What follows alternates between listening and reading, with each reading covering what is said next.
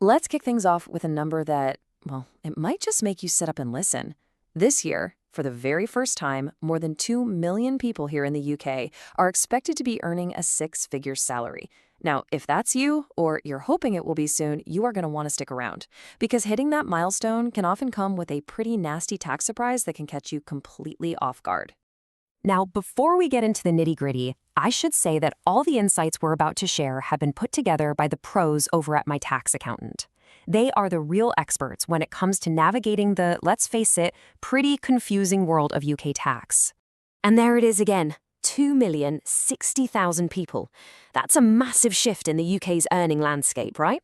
But what it really means is that a whole load of people are about to walk straight into some very tricky tax rules they probably don't even know exist. So please stay with me on this because getting your head around it is absolutely crucial. Okay, so what do we got on the cards? First up, we'll talk about the great tax squeeze, why your pay rise might not feel as good as it should. Then we'll walk through the actual tax brackets for 2026-27. After that, we're going to tackle the big one, the notorious 100K tax trap. We'll also pop north of the border to see how things are done differently in Scotland. And to wrap up, we'll look at what you can actually do about all this. Right, let's get into it. The great tax squeeze.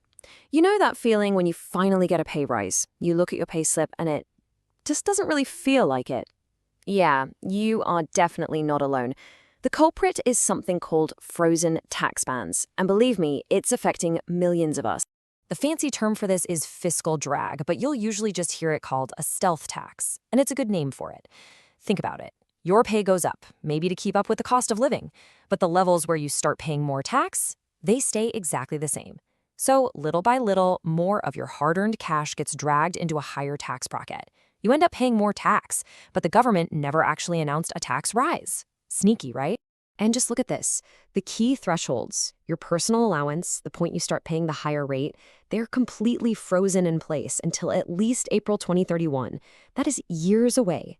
So while your wages are hopefully going up, these numbers aren't budging an inch. This deep freeze is the engine behind that fiscal drag we were just talking about, and it's pulling more and more of us over those lines every single year. And if you want a perfect, real-world example of this, here it is.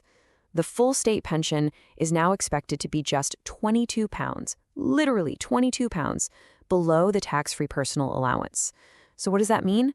It means thousands of pensioners who've never paid tax in retirement will suddenly start paying it, all because of a tiny bit of savings interest. It just shows you how wide this net is being cast. Okay, so we've got our heads around the squeeze. Now let's look at the actual numbers. What are the tax brackets for the 2026-27 tax year? This is what we'll all be working with in England, Wales, and Northern Ireland. The most important thing to remember here is that you don't just jump to paying 40% on everything the second you earn over that 50 grand threshold. It really doesn't work like that. You get the first chunk, up to about £12,500, completely tax-free. Then you pay 20% on the next slice of your income. And it's only the money you earn above that $50,270 mark that gets taxed at 40%. Let's make this simple. Imagine a cafe owner in Manchester who's doing pretty well, making a profit of £60,000. Is she paying 40% tax on all of that? No way. She only pays that 40% rate on the bit of her profit that's actually in the higher band, which is just under £10,000. The rest is taxed at 20%, or it's in her tax-free allowance.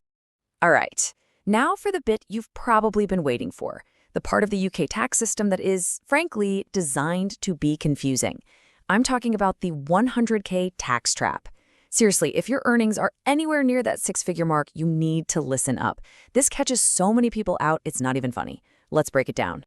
So what on earth is this so-called 60% tax trap? Well, the first thing to know is it's not an official tax rate. You won't find it written down anywhere on an HMRC form. It's what we call an effective tax rate, and it's created by a really nasty little quirk in the rules. Here's how it works.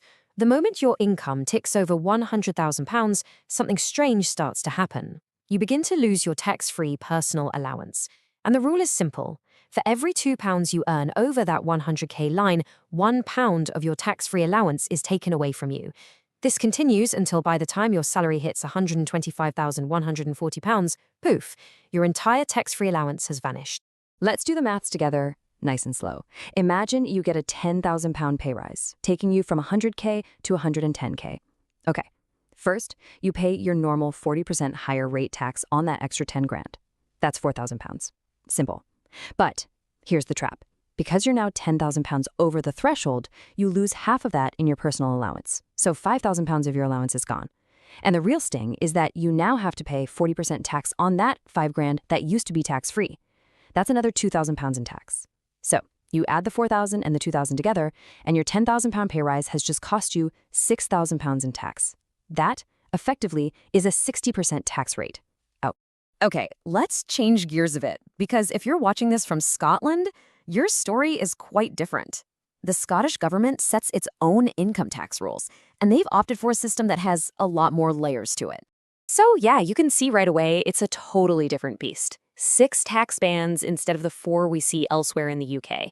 You've got this 19% starter rate, a 21% intermediate rate, and the higher rates kick in sooner and go all the way up to a 48% top rate. It's a much more gradual, and for higher earners, a much steeper climb. But what's the actual result of all this?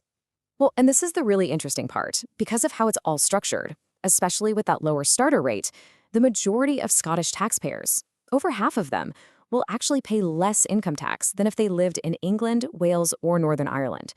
The system is really designed to be more beneficial for those on lower and middle incomes. So, knowing all of this, what's the plan? How can you actually prepare yourself? Because it's not just about income tax.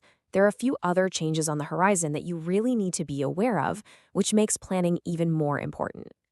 You'll want to hear this part. From April 2026, if you get income from dividends, the tax rates are going up by 2%. And then a year after that, in April 2027, the same 2% increase is coming for tax on your savings interest and any rental income you might have. So yes, it's a squeeze on pretty much all fronts. And here's a really simple, practical tip from me. Always check your tax code, especially if your job or income changes partway through the year. HMRC gets these wrong all the time, and an incorrect code can mean you end up paying way too much tax, or worse, you get landed with a surprise bill later on. It takes 2 minutes to check, and it can save you a real headache. So what are the smart moves to reduce your taxable income, especially if you want to steer clear of that nasty 60% trap? Well, there are a few totally legitimate ways. Number 1, boost your pension. Pension contributions directly reduce your adjusted net income, and that can be enough to pull you back under that 100K line.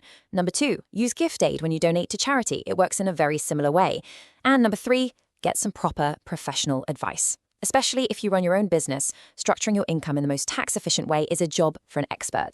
And look, that leads me to something I absolutely have to say. Please remember, everything we've talked about here is for general guidance.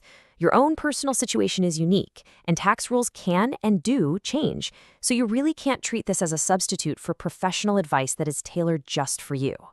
So if you want to be absolutely sure that you're not paying a penny more in tax than you need to, and you'd like a clear plan to navigate all of this, then I would really recommend getting in touch with the team at My Tax Accountant. They are the experts, and you can reach them on 020-8570-8531 or by dropping an email to info@mytaxaccountant.co.uk. And of course, for more straightforward, practical guidance just like this, make sure you subscribe to the My Tax Accountant channel. So the question to leave you with is this. With everything that's coming down the track, is your financial planning truly ready for 2026? Thanks so much for watching.